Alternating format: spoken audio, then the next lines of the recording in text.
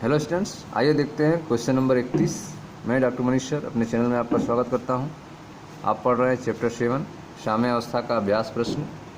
Question number 31 कह रहा है, हाबर विधि में प्रयुक्त हाइड्रोजन को प्राकृतिक गैस से प्राप्त मीथेन को उच्च ताप की भाप से क्रिया करके बनाया जाता है। दो पदों वाली अभिक्रिया के प्रथम पद में कार्बन मोनोऑक्साइड और डाइहाइड्रोजन बनता है। दूसरे पद में प्रथम पद में बनने वाला कार्बन मोनोऑक्साइड और अधिक भाप से अभिक्रिया करता है। ठीक है, समीकरण आप देखें, कार्बन मोनोऑक्साइड गैस प्लस भाप H2O गैस उत्क्रमणीय carbon dioxide gas plus dihydrogen gas. यदि 400 डिग्री सेल्सियस पर अभिक्रिया पात्र में कार्बन मोनोऑक्साइड एवं भाप का सम मोलर मिश्रण इस प्रकार लिया जाए कि कार्बन मोनोऑक्साइड का आंशिक दाब भाप के आंशिक दाब के बराबर हो, जिनका मान 4 बार हो। डाइहाइड्रोजन की साम्य अवस्था पर आंशिक दाब क्या होगा? 400 डिग्री सेल्सियस पर Kp का मान है 10.1। तो आपको डाइहाइड्रोजन का साम्य अवस्था पर आंशिक दाब निकालना है। तो मान लेते हैं साम्य अवस्था पर आंशिक दाब जो है डाइहाइड्रोजन का P है। ठीक है, समीकरण लिखते हैं, देखें ध्यान से। माना साम्य अवस्था पर डाइहाइड्रोजन का आंशिक दाब P बार है। समीकरण आपका कार्बन मोनोऑक्साइड गैस प्लस भाप बनेगा carbon dioxide gas plus H2। तो डाइहाइड्रोजन का आपने मान लिया P, कार्बन डाइऑक्साइड का भी P हो जाएगा। प्रारंभिक दाब जो होगा वह कार्बन मोनोऑक्साइड का 4 बार है, भाप का 4 बार है। उस समय CO2 और H2 का 0 हो जाएगा। साम्य अवस्था पर इसका कम होकर 4 - P हो जाएगा और भाप का भी 4 - P हो जाएगा। कार्बन डाइऑक्साइड का P और डाइहाइड्रोजन का P रहेगा। द्रव्य अनुपातिक क्रिया के नियम से Kp बराबर क्या होगा? तो आंशिक दाब PCO2 इंटू आंशिक दाब PH2 अपान आंशिक दाब PCO इंटू आंशिक दाब PH2O। मान रख दें, Kp का मान प्रश्न में दिया है 0.1, PCO2 का मान P है, PH2 का मान P है, अपान PCO का मान 4 - P और PH2O का मान 4 - P है। ठीक है, इसको आप ऐसे लिख सकते हैं, P/4 - P का स्क्वायर। ठीक है, तो P/4 - P बराबर क्या हो जाएगा? √0.1 हो जाएगा। 0.1 का अंडर रूट हो जाएगा 0.316। ठीक है, यहाँ से आप P बराबर लिखेंगे 1.264 माइनस 0.16P।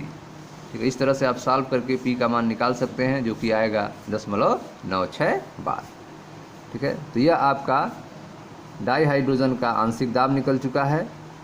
ठीक है, डाइहाइड्रोजन का आंशिक दाब कितना होगा? तो 0.96 बार होगा। ये आपका आंसर है। अगला है आपका क्वेश्चन नंबर 32। कह रहा है, बताइए कि निम्नलिखित में से किस अभिक्रिया में अभिकारक और उत्पादों की सांद्रता सुप्रत्यक्ष होगी? ठीक है, आपको बताना है किसमें अभिकारक और उत्पाद की सांद्रता जो है सुप्रत्यक्ष होगी। पहला दिया है Cl2 gas उत्क्रमणीय 2Cl gas, Kc का मान 5 × 10⁻29 दिया हुआ है। तो इस अभिक्रिया में Kc का मान बहुत कम है। आप देखें 10⁻39 है। Cl2 गैस उत्क्रमणीय 2Cl गैस, ये आपका समीकरण है। इसमें Kc का मान दिया है 5 × 10⁻39। तो Kc का मान बहुत कम है।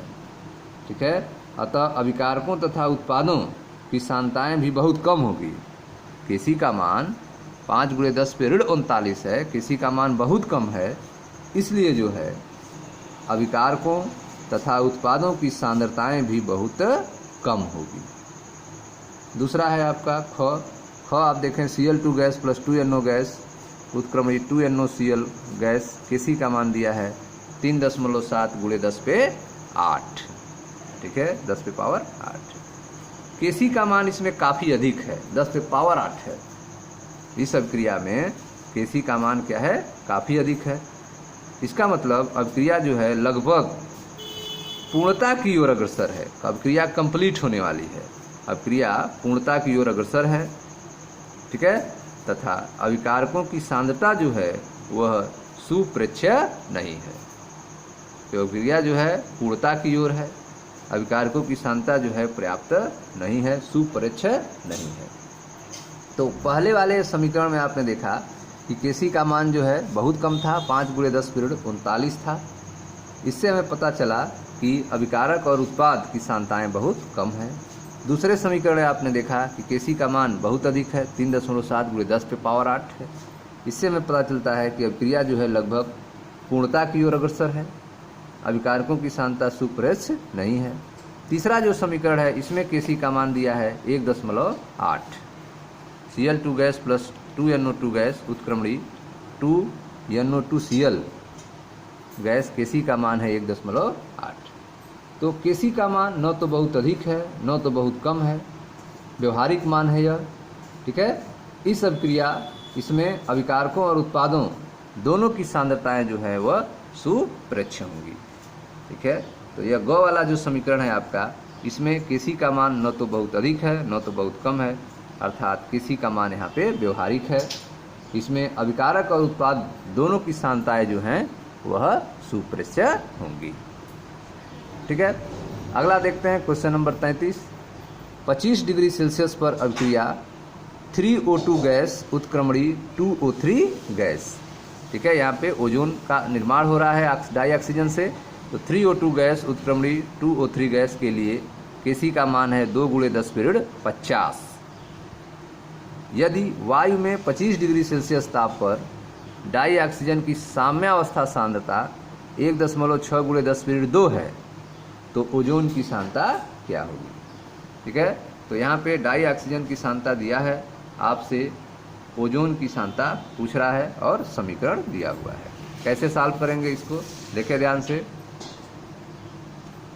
यह आपका समीकरण है 3O2 गैस उत्क्रमणी 2O3 गैस। तो डाई ऑक्सीजन जो है ओजोन में परिवर्तित हो रहा है, तो जो K का मान दिया हुआ है इस समीकरण के लिए वह 2 × 10⁻50 दिया हुआ है, ठीक है। इस समीकरण में आप देख सकते हैं Kc का मान दिया है 2 × 10⁻50, 2 × 10⁻50 यह Kc का मान दिया हुआ है। डाई ऑक्सीजन की सांद्रता दिया हुआ है 1.6 × 10⁻2, ओजोन की सांद्रता पूछ रहा है। तो Kc बराबर क्या होगा इस समीकरण के लिए, तो Kc बराबर हो जाएगा एक्टिव मास ऑफ O3 पे power 2 upon active mass of O2 पे पावर 3। यह हो जाएगा आपका Kc बराबर ओजोन की मोलर सांद्रता का स्क्वायर अपान डाई ऑक्सीजन की मोलर सांद्रता का क्यूब।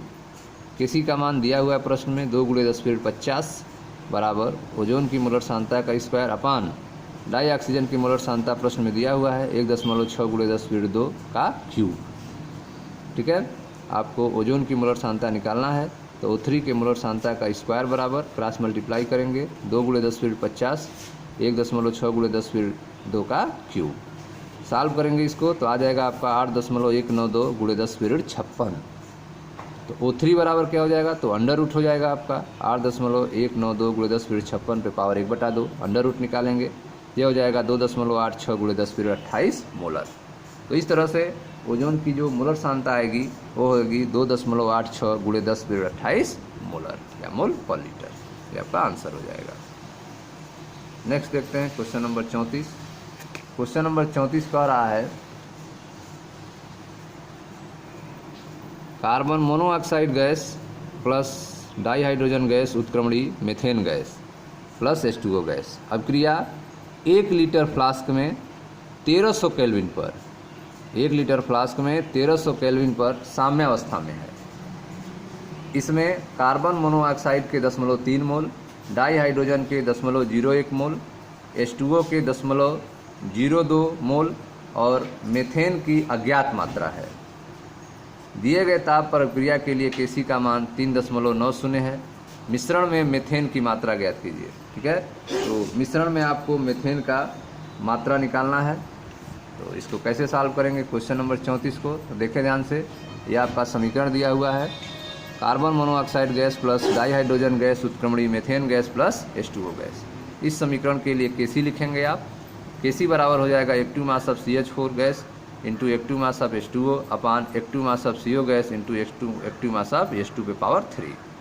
प्रश्न में जो मान दिया है सबको रख दें। Kc का मान प्रश्न में दिया है 3.9।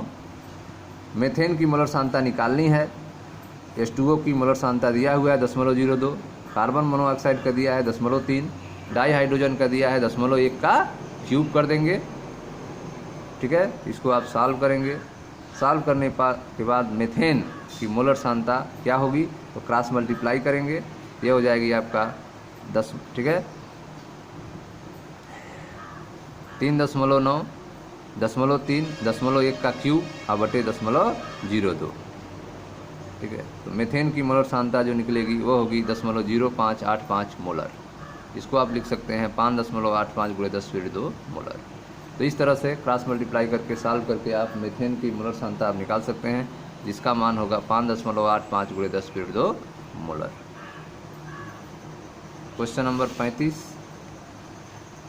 संयुग्मी अम्ल क्षार युग्म का क्या अर्थ है।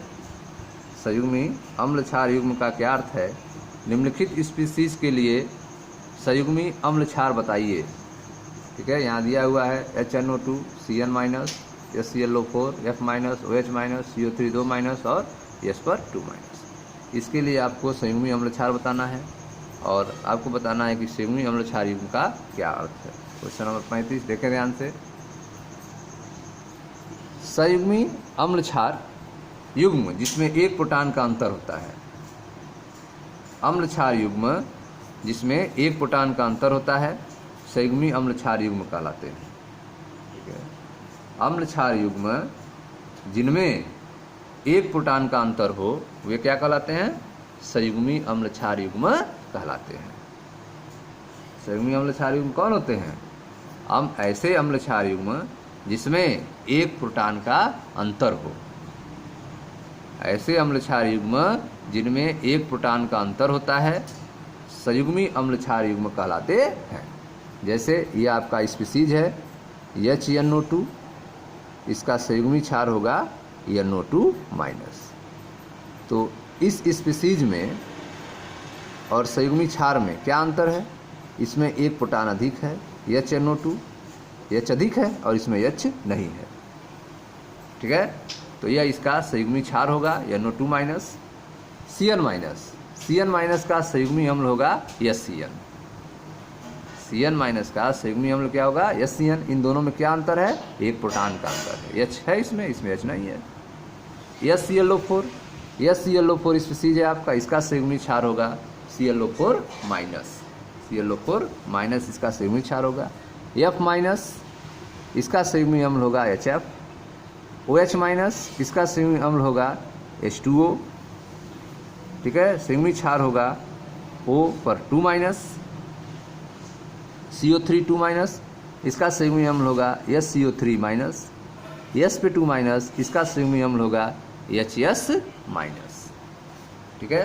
तो अम्ल क्षार युग्म जिनमें एक प्रोटॉन का अंतर होता है संयुग्मी अम्ल क्षार युग्म कहलाते हैं।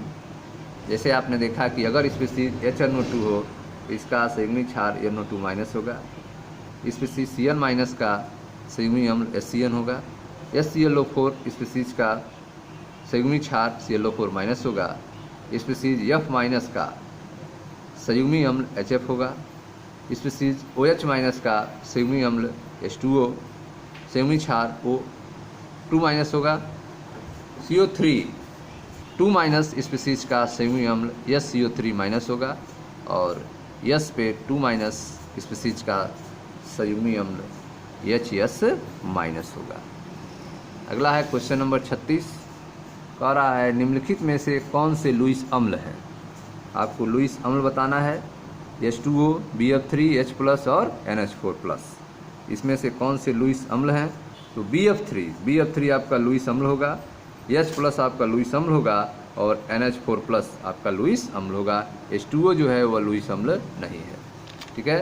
तो इसमें से लुईस अम्ल कौन कौन होंगे, तो लुईस अम्ल आपके होंगे BF3, H+ और NH4+, ये आपके लुईस अम्ल है, H2O नहीं होगा। अगला है आपका निम्नलिखित ब्रांस्टेड अम्लों के लिए संयुग्मी क्षारक का सूत्र लिखिए, ठीक है। तो आपको संयुग्मी क्षारक का सूत्र लिखना है HF, H2SO4 और SCO3- दिया हुआ है।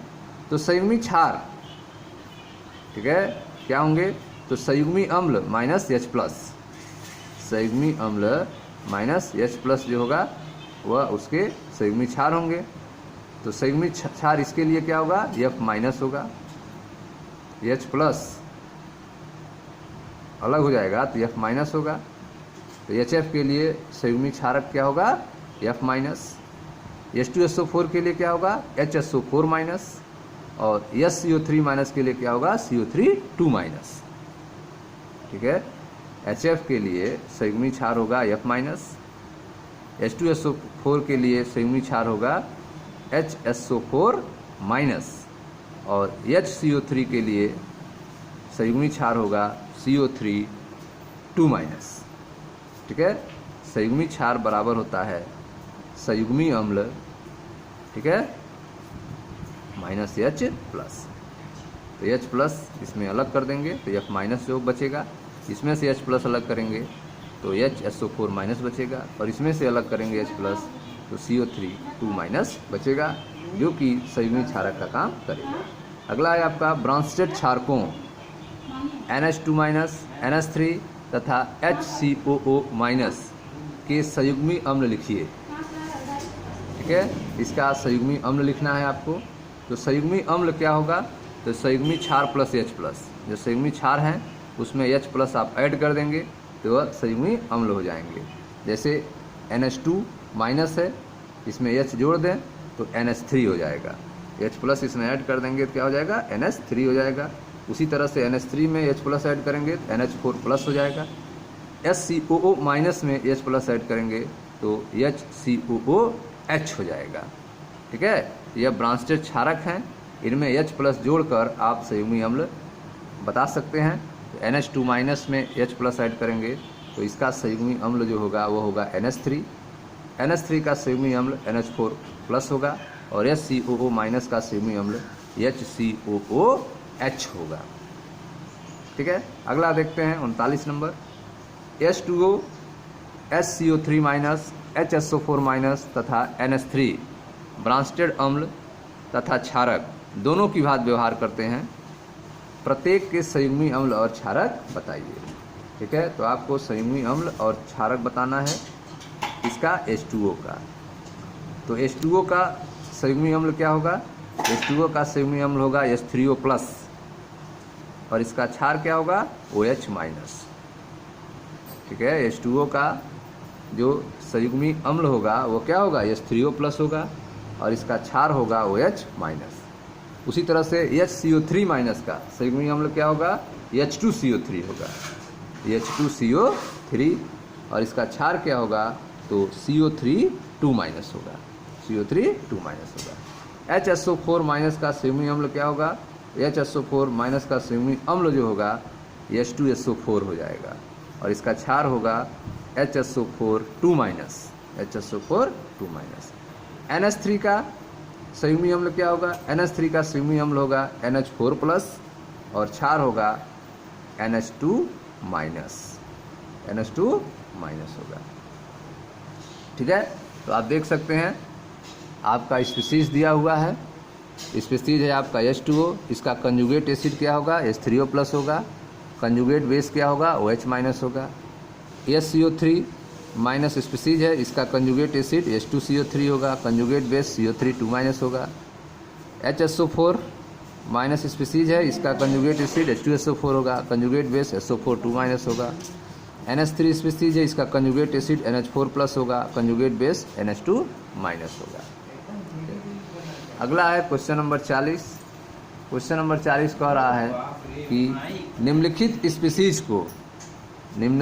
स्पीसीज को लुईस अम्ल तथा क्षारक में वर्गीकृत कीजिए तथा बताइए कि ये किस प्रकार लुई अम्ल क्षारक के समान कार्य करते हैं। ठीक है, तो पहला है आपका OH माइनस, दूसरा है F माइनस, तीसरा है H प्लस, और चौथा है BCl3।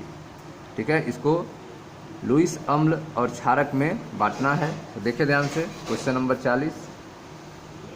क्वेश्चन नंबर 40 का को है आपका OH minus. OH minus electron युग्म दान कर सकता है। OH माइनस जो है वह इलेक्ट्रॉन युग्म दान कर सकता है, अतः यह लुईस क्षारक है। OH माइनस क्या होगा, OH माइनस जो है लुईस क्षारक होगा। क्यों, क्योंकि यह इलेक्ट्रॉन युग्म दान कर सकता है, इलेक्ट्रॉन को दे सकता है, इलेक्ट्रॉन युग्म को दे सकता है। F माइनस इलेक्ट्रॉन युग्म दान कर सकता है, अतः यह भी लुईस क्षारक है। ठीक है, तो जो इलेक्ट्रॉन युग्म दाता होते हैं वे लुईस क्षारक होते हैं। ठीक है। तो OH माइनस इलेक्ट्रॉन युग्म दान कर सकता है, अतः यह लुईस क्षारक है। F माइनस इलेक्ट्रॉन युग्म दान कर सकता है, अतः यह लुईस क्षारक है। H प्लस यहाँ पे इलेक्ट्रॉन की कमी है, H प्लस इलेक्ट्रॉन की कमी के कारण इलेक्ट्रॉन ग्रहण कर सकता है, अतः यह लुईस अम्ल है। H प्लस जो है इलेक्ट्रॉन युग्म को ग्रहण करेगा, अतः यह लुईस अम्ल है। BF3 इलेक्ट्रॉन की कमी के कारण इलेक्ट्रॉन ग्रहण कर सकता है, अतः यह लुईस अम्ल है। BF3 में इलेक्ट्रॉन की कमी है, ठीक है। BF3 इलेक्ट्रॉन की कमी के कारण इलेक्ट्रॉन को ग्रहण कर सकता है, अतः यह लुईस अम्ल होगा, ठीक है। तो इस तरह से आपने देखा कि जिसके पास इलेक्ट्रॉन की कमी होता है वह लुईस अम्ल की तरह व्यवहार करता है, और जिसके पास इलेक्ट्रॉन की अधिकता होता है वह लुईस क्षारक की तरह व्यवहार करता है। Okay students, thank you.